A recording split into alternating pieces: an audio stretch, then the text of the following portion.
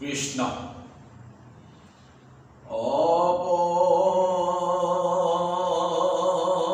অপবিত্ৰ যিটো আদি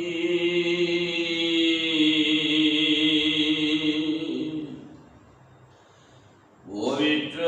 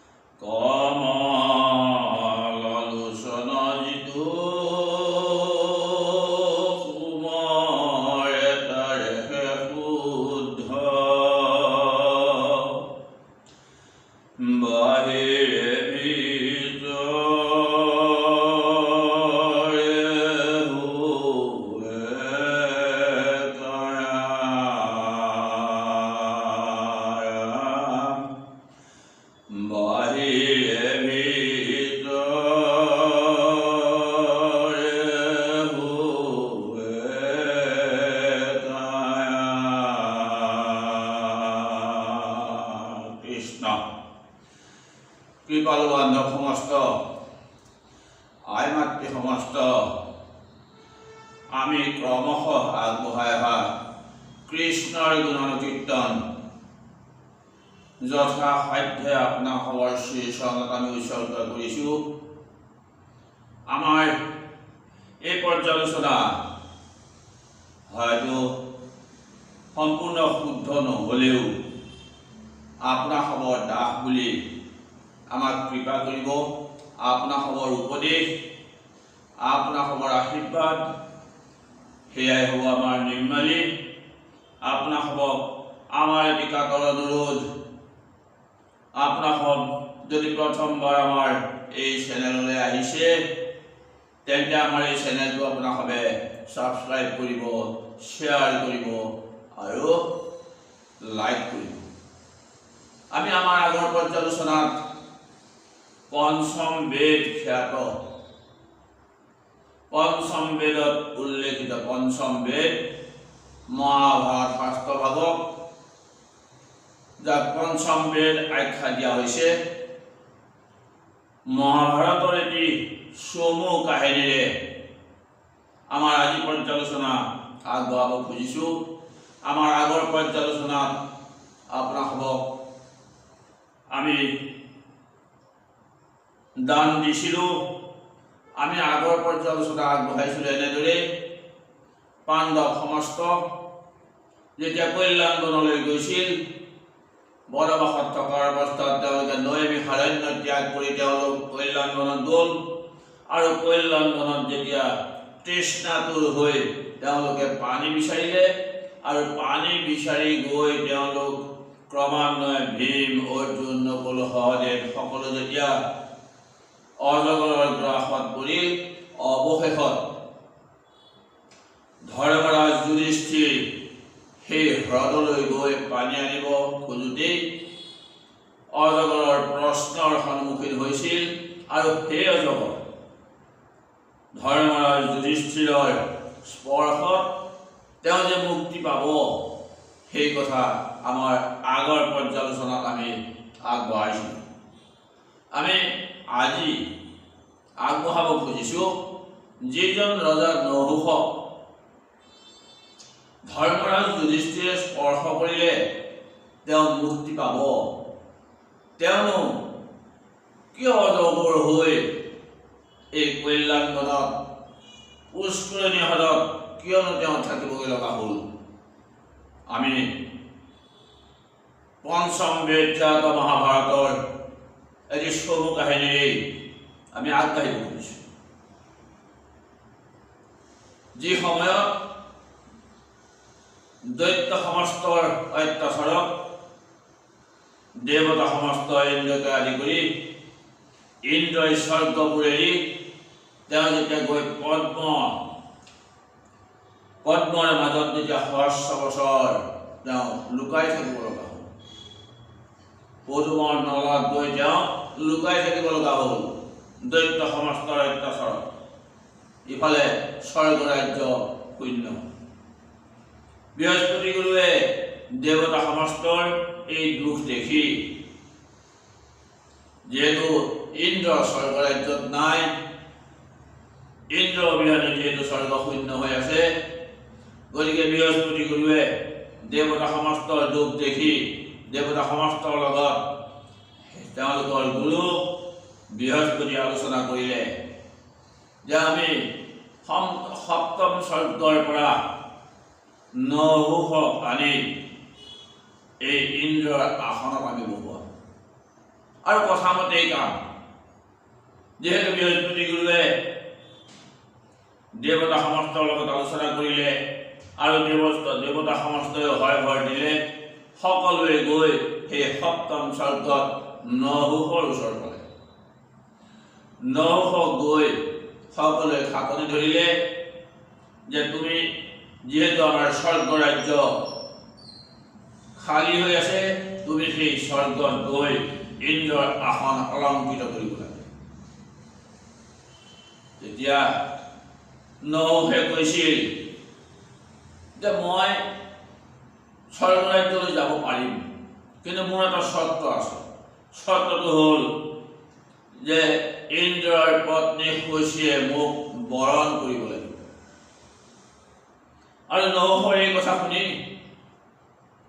গুৰু বৃহস্পতি আৰু দেৱতা সমস্তই শচীক এই কথা জনালে। শচীয়ে এই কথা জনাৰ পিছত তেওঁ মান্তি হোৱা নাই, তেওঁ অমান্তি যে মই নহুষক বৰণ কৰিব নোৱাৰিম, কিন্তু এটা চৰ্ত আছে, মই বৰণ কৰিম। তেওঁ যদি অজানত আহে, অজান হৈছে যাৰ দ্বাৰা আজিলৈকে যান নিৰ্মিত হোৱা নাই, যান হোৱাই নাই, সেই তেনে অজানৰ কথা কৈছে। তেতিয়া শচীৰ কথা, যিহেতু অজানত আহিলে, ৰজা যদি অজানত আহে, তেতিয়া শচীয়ে নহুষক স্বামী বৰণ কৰিব। তেতিয়া নহুষে ভাবিলে যে মইতো ৰজা, মোৰ কাৰণেতো এইটো এটা সৰু কথা। এতিয়া মোৰ ৰাজ্যত দেখিছোঁ যে ইয়াত গোটেই জগততে এটা বস্তু প্ৰকট হৈ আছে যে পশু পক্ষী জীৱ জন্তু যিমান আছে সকলোৱে জান আছিল, জান নাই মাত্ৰ কাৰ? আমাৰ ব্ৰাহ্মণসকলৰ। ব্ৰাহ্মণসকলে আজিলৈকে জান বৈ পোৱা নাই। গতিকে অজান বুলি কওঁতে আজি ব্ৰাহ্মণসকলকে আমি জানৰ এই তেওঁলোকক এই দোলাভাৰী কৰি লৈ যাব লাগিব, জান তেওঁলোকৰ দ্বাৰাই বোৱাব লাগিব। ৰজাই তেতিয়া তেওঁ দূত সমস্তক ক'লে যে মোৰ ৰাজ্যত যিমান ঋষিমুনি আছে ব্ৰাহ্মণ সমস্তক ধৰি লৈ আহা। আৰু আদেশ মতে কাম, দূত সমস্তই গৈ ঋষিমুনি সমস্তক সকলোকে লৈ আহিল, মাতিলে। আৰু ঋষিমুনি সমস্ত তেওঁলোকে ৰজাই যেতিয়া নিমন্ত্ৰণ দিছে বুলি ভাবিলে, শুনিলে। আৰু তেওঁলোক কিবা ৰজাই যদি ধন সোণ কিবা দিবৰ কাৰণে তেওঁলোকক নিমন্ত্ৰণ দিছে, তেওঁলোক ৰজাৰ নিমন্ত্ৰণ পাই সকলো উলহ মালহে আহি ৰজাৰ ওচৰ পালে। আচলতে তেওঁলোকে কিবা দান বৰঙণি লোভতে তেওঁলোক আহি ৰজাৰ ওচৰ পালে।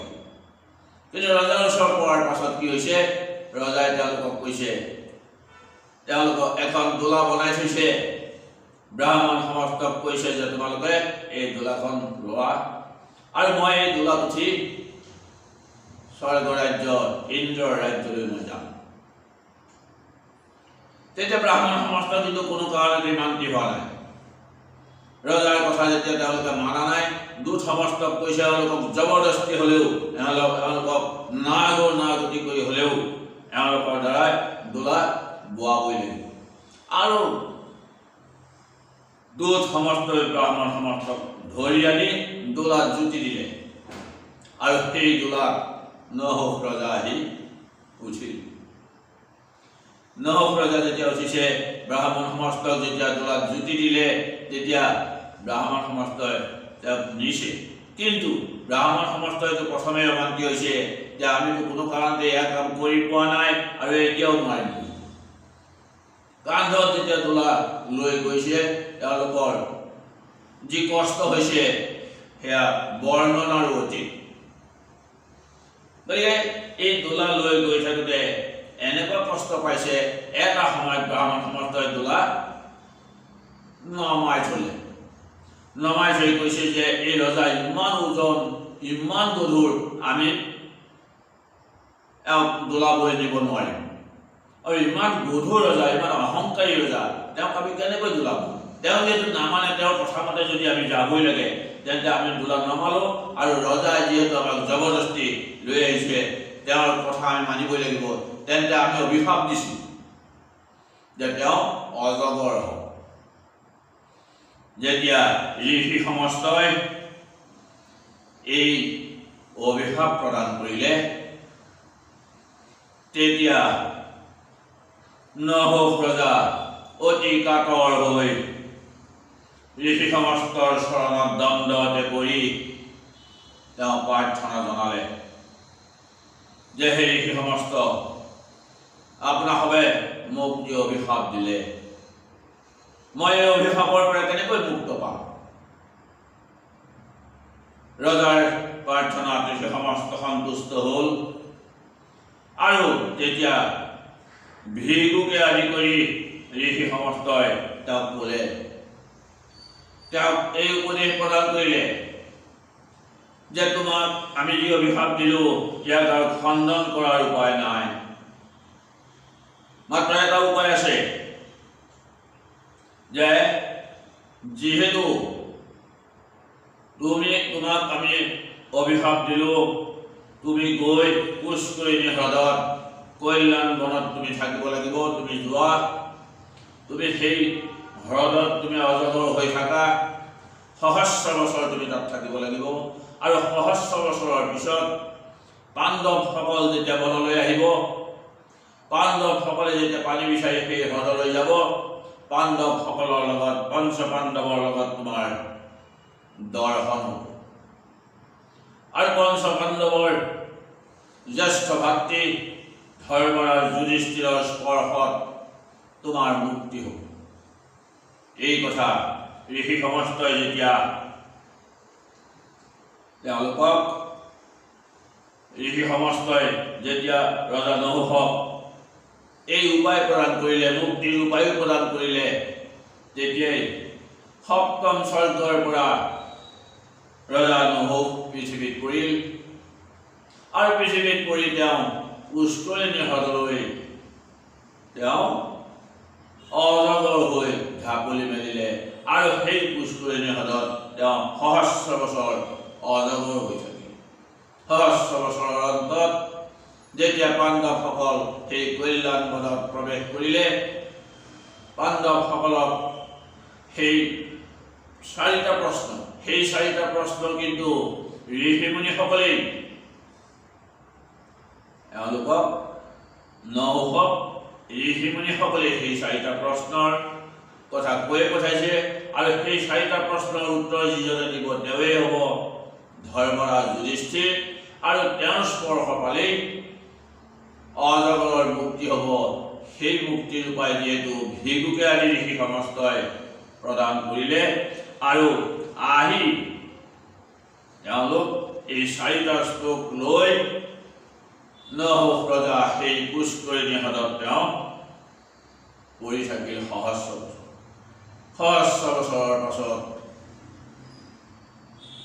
পাণ্ডৱসকল যেতিয়া সেই হ্ৰদলৈ পানী আনিবলৈ গ'ল, তেতিয়া এই চাৰিটা প্ৰশ্ন, যি চাৰিটা প্ৰশ্ন,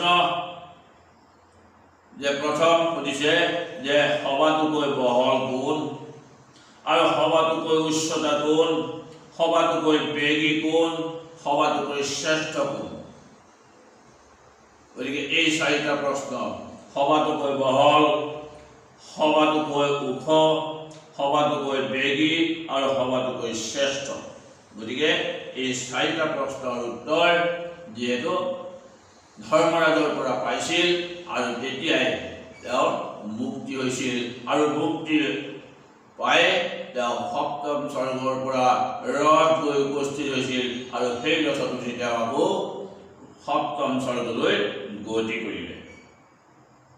কৃষ্ণ প্ৰভুসকল, আমি আজি নহওক ৰজা অজগৰৰ প্ৰাপ্তি আৰু তেওঁৰ মুক্তিৰ বিষয়ে আপোনাসৱৰ বাবে আমি চবুকৈ আমাৰ পৰ্যালোচনা আগবঢ়ালোঁ। আপোনালোকে এই পৰ্যালোচনা ভাগ শ্ৰৱণ কৰি আপোনালোকৰ কমেণ্ট, আপোনালোকৰ যি মন্তব্য এয়া আগবঢ়াব। আমাৰ প্ৰতি সেয়াই হ'ব আশীৰ্বাদ। আমি ইয়াকে কৈ আমাৰ আজিৰ পৰ্যালোচনা ইমানতে সামৰণি মাৰিছোঁ। কৃষ্ণ হৰি